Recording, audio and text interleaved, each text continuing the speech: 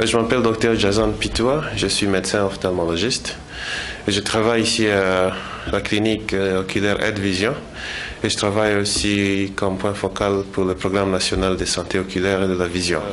Scientifiquement, on définit le glaucome comme un groupe de maladies qui ont en commun qu'ils détruisent le nerf optique de manière caractéristique, avec un des plus grands facteurs de risque et le plus commun qui est l'élévation de la tension à l'intérieur de l'œil, qu'on appelle la pression intraoculaire.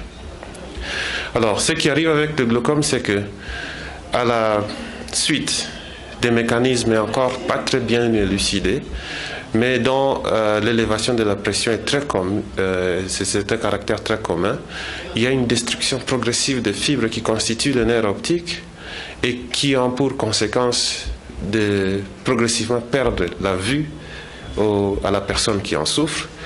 Et si le glaucome n'est pas traité, il peut inexorablement conduire vers la cécité. Donc la personne peut devenir aveugle du glaucome.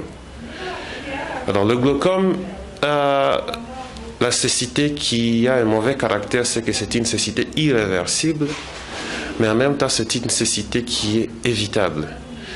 Alors on peut devenir aveugle du glaucome et on peut aussi en même temps éviter de devenir aveugle du glaucome. C'est une maladie fréquente qui, de par le monde, est considérée comme la deuxième cause de la cécité. Et dans notre pays, effectivement, le glaucome vient en deuxième position. Malheureusement, nous n'avons pas de chiffres précis.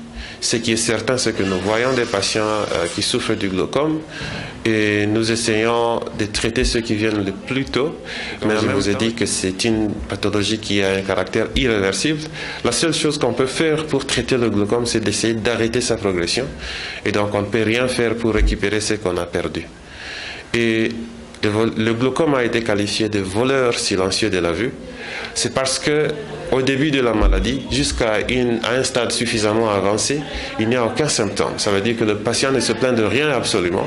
Il ne se rend même pas compte qu'il perd la vision parce que la vision se perd d'abord à sa périphérie et juste le mouvement de la tête comme ça peut faire compenser une perte de la vision qu'on n'a pas, dont on ne s'est pas vraiment rendu compte.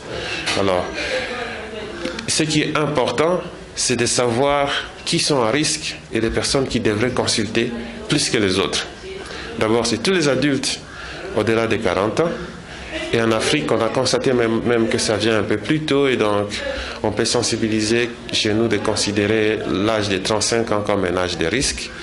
Toute personne qui peut avoir dans sa famille, en premier ou deuxième degré ou même plus loin, des personnes qui ont souffert du glaucome, et toute personne qui souffre de maladies du genre hypertension et diabète qui peuvent devenir un facteur de risque important pour faire survenir le glaucome.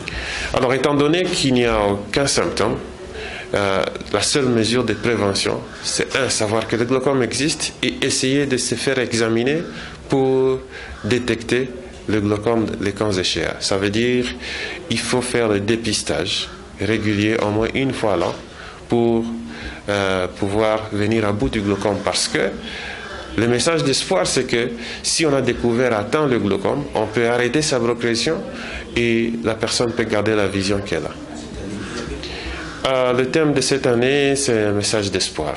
Un message d'espoir pour nous dire que la vie est brillante, le monde, la nature est belle. Il faut préserver votre vue.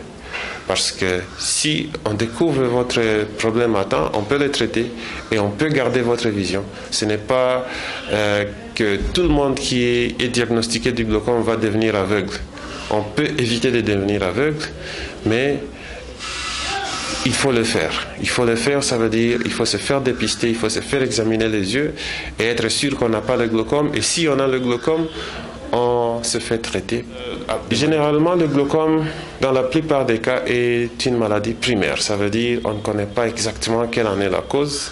Et les mécanismes sont encore aussi assez mal élucidés. La seule chose qu'on sait, c'est que la pression monte à l'intérieur de l'œil dans la plupart des cas. Il y a aussi des glaucomes qui peuvent survenir dans des conditions où les personnes ont des tensions à l'intérieur de l'œil qui sont plutôt normales. La deuxième chose, c'est qu'il y a des formes de glaucome un peu plus rares, dont la forme juvénile. Donc, on peut avoir le glaucome même avant d'être adulte. Il y a de plus jeunes enfants qui peuvent développer le glaucome. Et il y a aussi une autre forme de glaucome congénital. Donc un enfant peut naître déjà avec le glaucome. Alors, quand le glaucome se présente à la naissance, en médecine, nous appelons ça une dysgénésie. Ça veut dire qu'il y a une formation de certaines structures de l'œil. Dans les cas échéants, c'est ce qu'on appelle le réseau trabéculaire qui n'a pas été formé comme il le fallait. Donc c'est une structure qui est spongieuse, comme de l'éponge qui fait passer du liquide et la circulation des liquides à l'intérieur de l'œil.